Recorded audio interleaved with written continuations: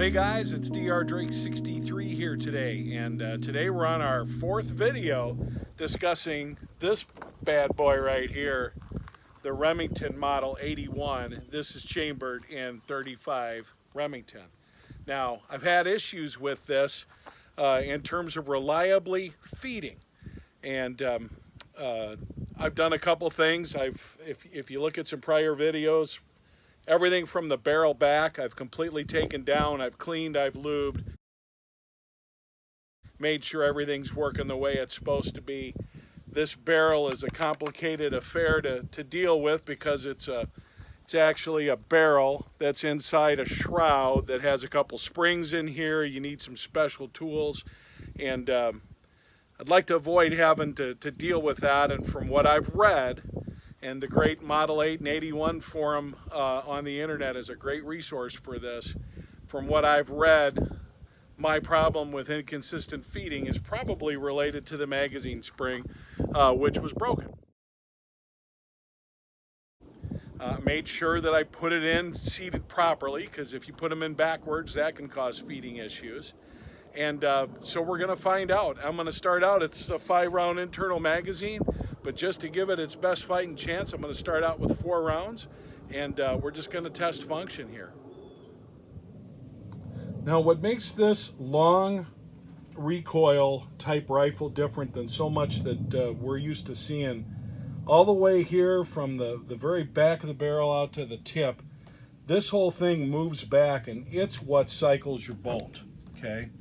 So this comes all the way back in the chamber, moves the bolt back. When it returns forward, that's when it ejects the round and chambers the next one. And I've been having inconsistent feeding issues. And the one thing that might also be an issue besides the spring is these lips can be kind of tricky. This is actually, if you look at it, just attached to the side of the magazine, so when you take it down, these come off, and these may need to be bent to prevent it from letting loose of more than one round as easily. I don't know, but I figured we'd start with the spring, and we're going to see how that works for us today. So when you're talking about these kind of firearms, okay, you've got ejection and extraction are two different things. Your extraction is when you grab a hold of the back of the cartridge. That's always attached to the bolt face. Ejection is when it's cleared from the chamber itself, thrown out of the receiver, I should say. Okay, and then feeding is when you feed the next round. Okay, so when you talk about cycling issues, it's made up of several things. So like I said, we're going to load up 4 rounds. We're going to find out real quick if the new magazine spring makes a difference. I don't have super high hopes, but I'd always take a good result. Let's see what happens. One thing too I want to mention about these, you can go ahead and you can hand work the bolt and check to see if it feeds and ejects, but that's not necessarily going to tell you what your result when firing is going to be, because it all works differently, like I said, with this whole barrel coming back, driving your bolt back, and creating your cycle. So unfortunately, that doesn't tell you the whole story.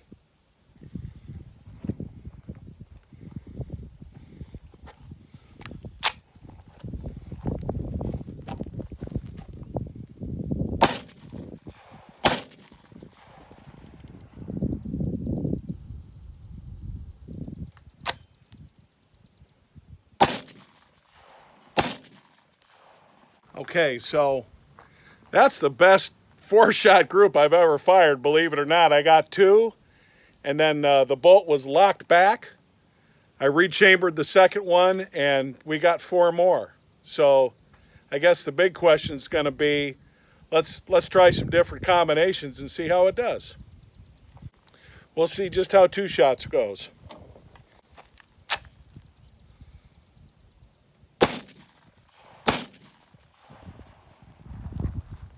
I'd have to say I'm pretty encouraged after that.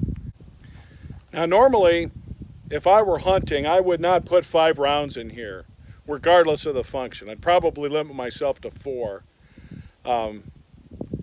That's just me personally, and I'm the same way with a bolt action or whatever. I typically don't max something out like that.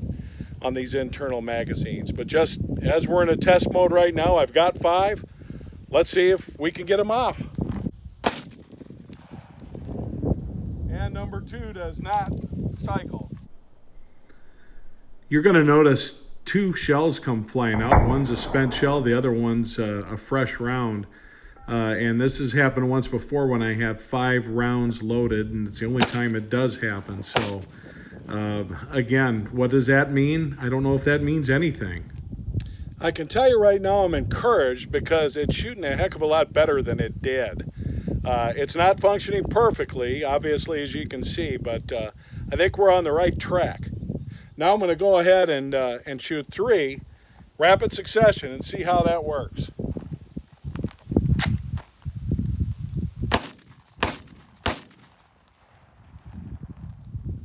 And I'd say that worked just fine. 3 seems like a real good number. If you would have told me heading into this that I would be successfully and consistently getting 3 shots off without any kind of a jam, I'd be tempted to say mission accomplished on a firearm of this age. I would take this out hunting with 3, no problem. We're going to try 4. Like I said, that's my favorite way to go. Let's see.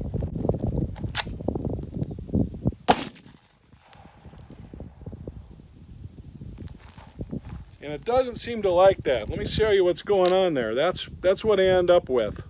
Okay? So when I have that 4 shots, the second one doesn't like to chamber.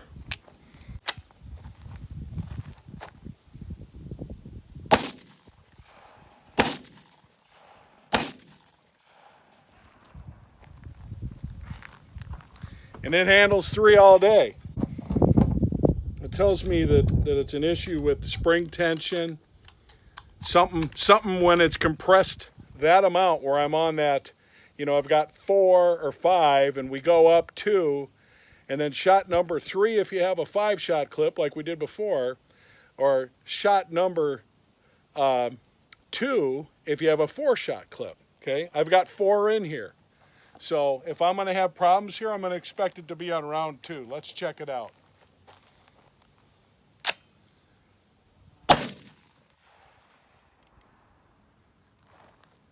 And I sure do. That's round number 2. I bet you if I chamber this, I can pop out the next 3 like nobody's business.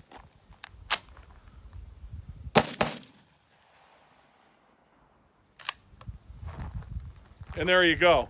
I said the next 3, there was only 2 left after that. But it cycles 3 really good.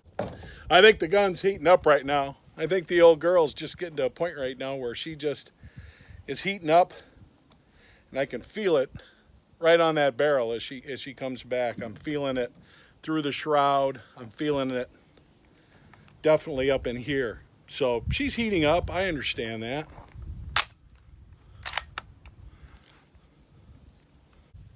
I mentioned something called a magazine indicator, and that's this piece right here. And this is basically attached to an internal lever, which is going to hold back this bolt under certain circumstances.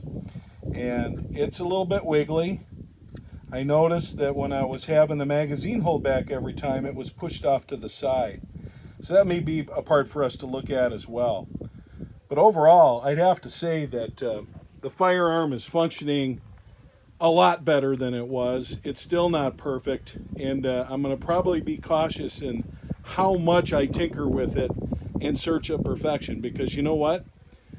This is an older firearm. Yeah, you can get parts, but you know, I'm just simply not going to shoot this like I might shoot a more modern firearm in terms of round count.